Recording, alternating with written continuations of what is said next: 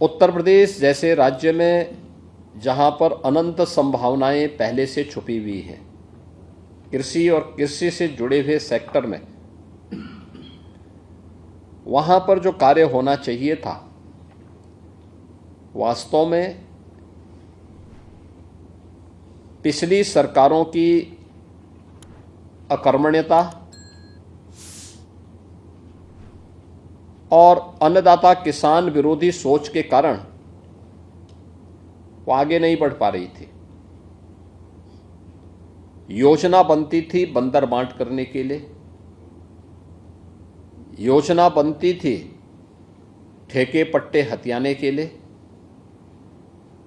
उसके पीछे अन्नदाता किसान का, नौजवान का, महिलाओं का, पशुपालकों का हित हो सके, ये भाव ही नहीं था। और यही कारण था कि जिस राज्य में कृषि सेक्टर में अनंत संभावनाएं थीं, वह राज्य धीरे धीरे करके बदहाल होता गया। लगातार किसान आत्महत्या करने लग गया, पशुपालक अपने पशुधन से एक प्रकार से उसने वैराग्य सा धारण कर लिया था। लेकिन 2014 के बाद देश के अंदर समग्र विकास की जिस अवधारणा को प्रधानमंत्री मोदी जी ने आगे बढ़ाया, आज वह जमीनी धरातल पर देश के अंदर भी देखने को मिल रहा है और उत्तर प्रदेश के अन्नदाता किसानों के जीवन में हुए परिवर्तन के माध्यम से भी हम देख सकते हैं। आज हमारा अन्नदाता किसान को सहाल है। आज वो आत्महत्या नहीं करता, पलायन नहीं करता। आज उसे कृषि सेक्टर और कृषि से जुड़े हुए एलाइड सेक्टर में सभी प्रकार की प्रोत्साहन भी मिलते हैं, तकनीक भी मिलती है और उसे हर प्रकार से सरकार सहयोग करने के लिए तत्पर दिखाई देती है। पहली बार हुआ है कि आईसीआर या सेंट्रल और स्टेट गवर्नमेंट की यूनिवर्सिटीज में, लैब्स में या फिर कृषि विज्ञान केंद्रों में जो कृषि वैज्ञानिक कार्य कर रहे हैं, वे पहली बार किसानों के खेत में जाकर के उन्हें प्रशिक्षण दिए हैं। कृषि संकल्प अभियान अभी हाल ही में प्रधानमंत्री जी के उस विजन को साकार करता हुआ दिखाई देता है। और ऐसे ही पशुधन के सेक्टर में भी, डेयरी क्षेत्र में भी जो अनंत संभावनाएं थी, उन संभावनाओं को हमने उत्तर प्रदेश जैसे राज्य में कभी भी ईमानदारी के साथ आगे बढ़ाने के लिए पिछली सरकारों ने प्रयास नहीं किया। उसी का परिणाम था कि धीरे धीरे करके यहाँ पे उन्नत नस्ल का हमारा पशुधन नष्ट होता गया। सबसे अच्छी उर्वरा भूमि यूपी के पास, सबसे अच्छा जल संसाधन उत्तर प्रदेश के पास, उन्नत नस्ल का पशुधन भी यूपी के पास हुआ करता था। लेकिन धीरे धीरे करके ये चीजें लुप्त प्राय होती गई। अब इस सेक्टर में पिछले 10-11 वर्षों में किए गए कार्यों का परिणाम उत्तर प्रदेश के अंदर भी देखने को मिल रहा है। आज उत्तर प्रदेश में भारत सरकार के सहयोग से जिन डेयरीज को हम लोगों ने आगे बढ़ाया है, वे अच्छा कार्य कर रही हैं।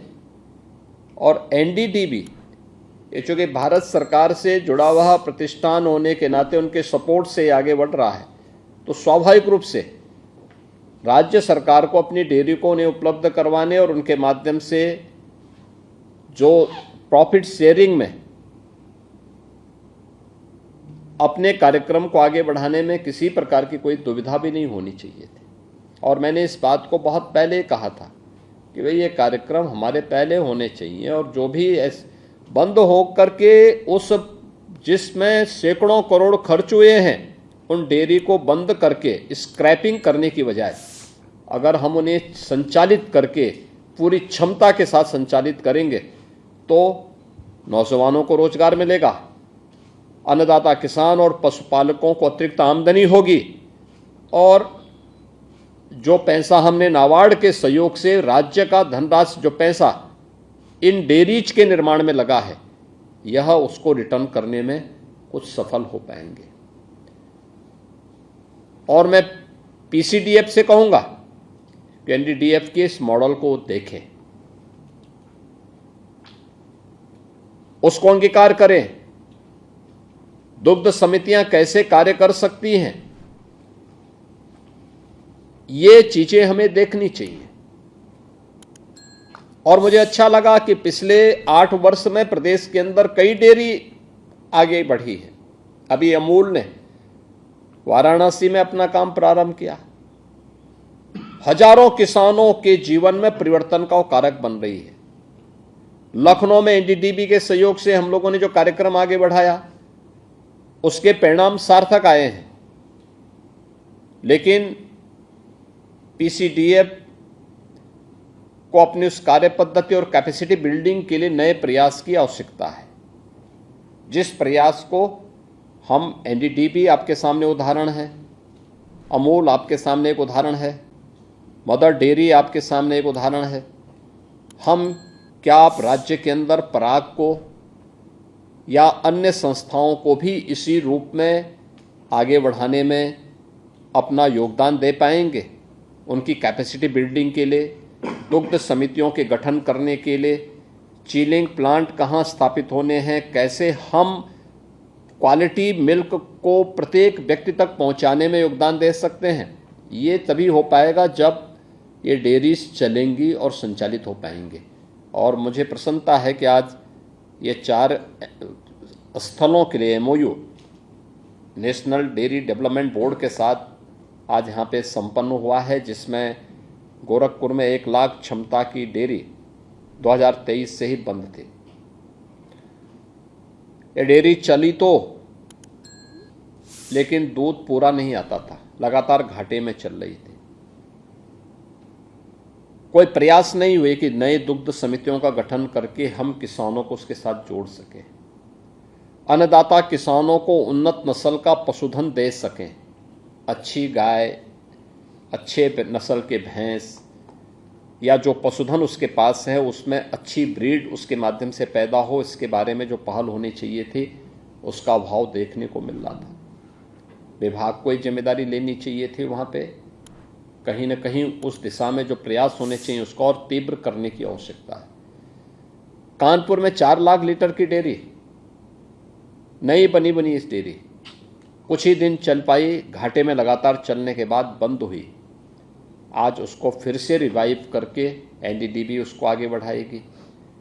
1 lakh litre dairy, 1 lakh litre की क्षमता की कन्नौज की काउ मिल्क से जुड़ी हुई डेयरी, ये भी नाबार्ड के सहयोग से बनी थी और उसको भी हम लोगों को नए सिरे से फिर से रिवाइव करके उसको आगे बढ़ाना पड़ेगा। और ये चीज़ें होती हैं तो एक साथ सभी स्टेक होल्डर उससे लाभान्वित होंगे, पशुपालक भी,